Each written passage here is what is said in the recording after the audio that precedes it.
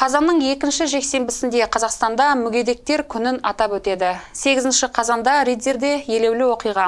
Свет бейімдеу дамыту орталығының ашылуы өтті. Бұл оқиғаға мүгедек балалардың ата-аналарының Твои мои наши қоғамдық бірлестігі 3 жыл ұмтылған. Жергілік биліктің қолдауының арқасында Свет бейімдеу дамыту орталығы ыңғайлы жерде және кең алаңда орналасып, ол бірден бірнеше кабинеттерді жабдықтап, ерекше балалардың денсаулықтарына, жүріп тұруларына және дамуларына қажетті барлық жағдайды жасауға мүмкіндік берді.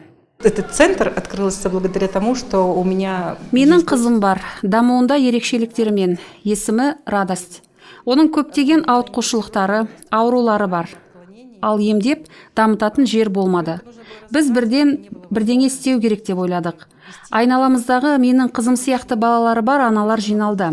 Біз бірігіп, осы балаларымызға дамытатын орталық ашу керек деп шештік те, соны жүзеге асыра бастадық. Орталық осының арқасында ашылды. Жергілікті билік қолдап, керемет бөлме бөліп берді. Біз қоғамдық бірлестік ретінде қызмет етеміз. Басқа адамдар бізді білді және балаларды дамыту үшін шаршамай жұмыс істейтінімізге көздерін жеткізді. Мы со Светланой вместе писали бизнес-проект. Светланамен бірге біз бизнес-жоба жаздық. Ойымыз, идеямыз болды. Тату командамен оны жүзеге асырдық. Жобаны жазғанда әрине ұтамыз деген үміт болды. Және грант ұттыңдар дегенде сенбедік.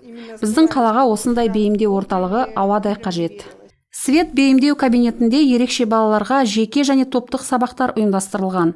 Тәжірибелі мамандар орталықта адаптивтік дене тәрбиесін, бейімдеу гимнастикасын, арт-терапиясын, аутистикалық спектрдің бұзылуының ерте диагностикасының, сенсорлық интеграцияны, музыка сабақтарын өткізетін болады, және 1 сағатқа күтуші қызметі қол жетімді болады.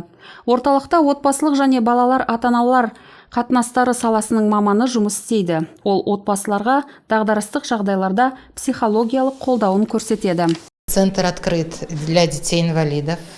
Бұл орталық мүгедек балалар үшін, әлеуметке дағдыланбаған балаларға, бақшаға, мектепке бара алмайтын балалар үшін ашылды. Біз оларға қажетті әлеуметті қалыптастырамыз.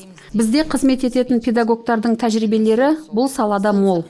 Бізге ДЦП диагнозы бар балалар келеді. Мысалы, Арсений деген бала үйден шықпайды, тілдесу ортасы жоқ. Біз оған сол ортаны қалыптастырдық. Және еріктілер көп келеді.